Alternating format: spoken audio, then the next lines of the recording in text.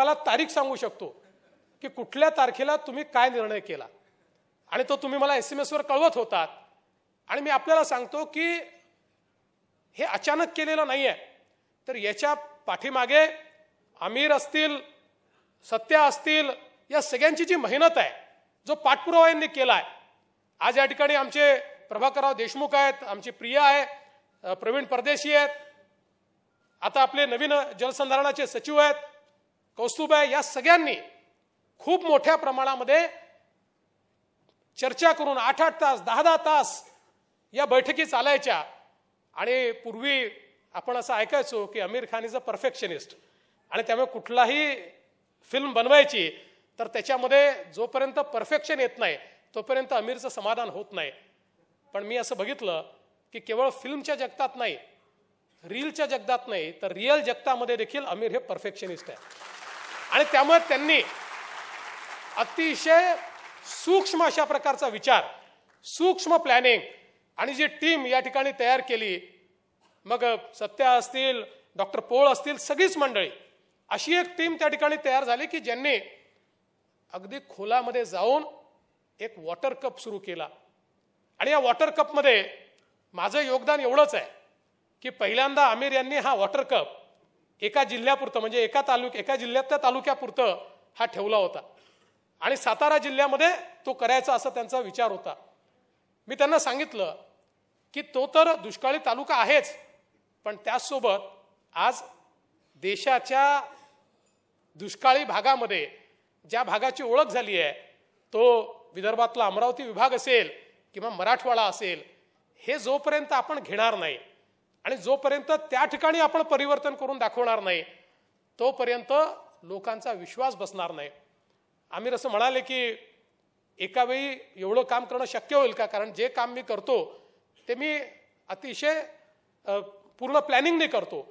पण मी त्यांना आग्रह केला, मी म्हटलं तुम्ही हे करू शकता, मला माहिती आहे, तुम्ही एकदा फील्डला गेलात की होणारच आहे. आणि त्यानंतर त्यांनी तिन्ही विभाग घेण्याचा निर्णय केला. आणि मला असं वाटतं की ते फील्डमध्ये गेले तर त्यांच्या जाण्यानेच इतका उत्साह होता की 20, 25, 30 गावं तर ते याच्या आधीच काम करून तयार होते की बाबा खरं म्हणजे हे आले तर आता इथे कप आपल्याला मिळणारच आहे.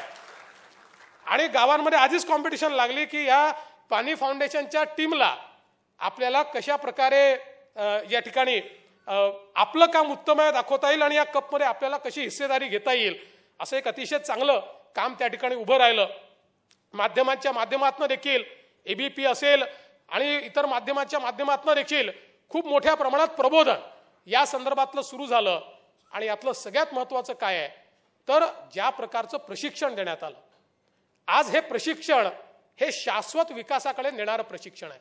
कारण या प्रत्येक गावामध्ये आज ज्यावेळी हे लक्षात आलं की आपण हे परिवर्तन घडवू शकतो, ही आपल्यात ताकद आहे, कोणाची आवश्यकता नाही आहे, आपल्या ताकदीवर आपण हे करू शकतो, हे लक्षात आल्यानंतर आता या गावांमध्ये विकासाची कुठलीही संकल्पना रुजवायला आणि गावातलं पूर्ण परिवर्तन व्हायला कोणाचीही आवश्यकता पडणार नाही.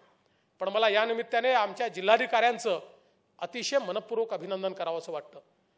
आज या ठिकाणी आमचे साताऱ्याचे जिल्हाधिकारी आहेत, अमरावतीचे जिल्हाधिकारी आहेत, बीडचे जिल्हाधिकारी येऊ शकले नाहीत कारण सकाळचा 15 ऑगस्टचा कार्यक्रम करून बीडवरनं इथे पोहोचणं त्यांना शक्य होऊ शकलं नाही. पण या तिन्ही जिल्हाधिकाऱ्यांनी आणि यांच्यासोबत सगळ्या जिल्हाधिकाऱ्यांनी या महाराष्ट्रामध्ये पाण्याकरता इतकं उत्तम काम केलं, याला ओनरशिप दिली आणि यातनं एक नवीन मैत्री तयार झाली. आज प्रशासन आणि जनता यांच्यातली जी नवीन मैत्री आहे, आज प्रशासन गावामध्ये गेल्यानंतर त्याचं जे स्वागत होतं आणि प्रशासनही ज्या प्रकारे आपल्याला दिलेल्या कामाच्या पलीकडे जाऊन त्या गावाच्या सुखदुःखामध्ये समरस होऊन त्या गावाच्या परिवर्तनामध्ये सहभागी होतं. मला असं वाटतं की लोकशाहीची नवीन व्याख्या आज या महाराष्ट्रामध्ये या माध्यमातून आपल्याला पाहायला मिळते आहे आणि ही समृद्ध लोकशाहीच या महाराष्ट्राला परिवर्तित करू शकेल हा मला विश्वास आहे.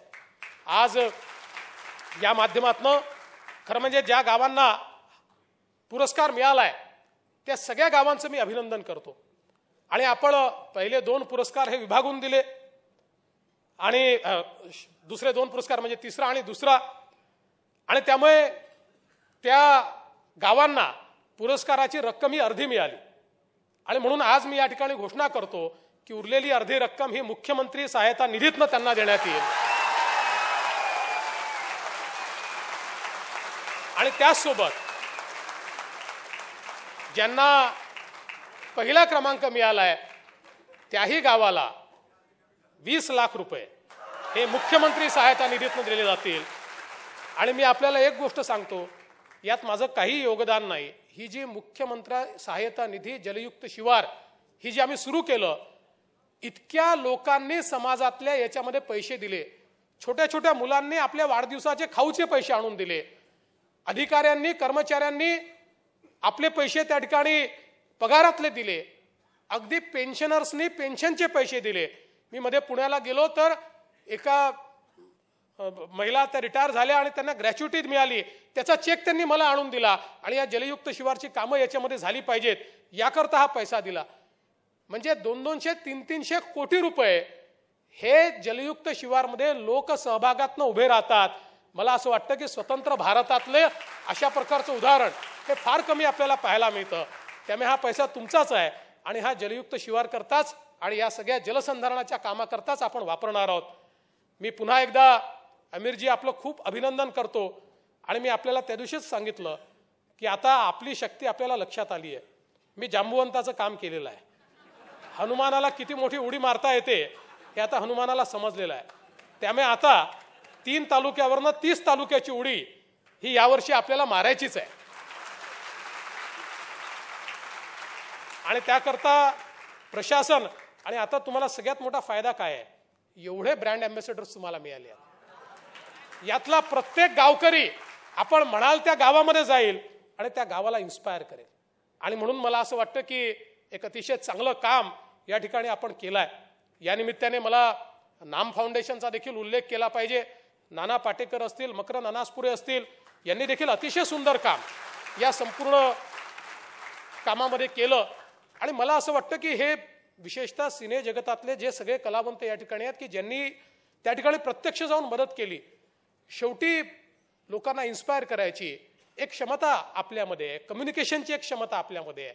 आणि या क्षमतेचा वापर हा लोकसहभागाकरता करून घेणं मला असं वाटतं की अतिशय महत्त्वाची गोष्ट या ठिकाणी आपण सर्व लोक करतात। आणि म्हणून आपल्या सगळ्यांना मी खूप खूप शुभेच्छा देतो। आमिर खान आणि पाणी फाउंडेशन यांना मनपूर्वक धन्यवाद देतो। महाराष्ट्रामध्ये एक क्रांती आपण सुरू केली आहे आणि ही जलक्रांती आपल्या सगळ्यांच्या सहकार्यातनं दुष्काळमुक्त महाराष्ट्र झाल्यानंतरच संपेल हा विश्वास या ठिकाणी व्यक्त करतो आणि माझं बोलणं संपवतो। धन्यवाद। जय हिंद, जय महाराष्ट्र।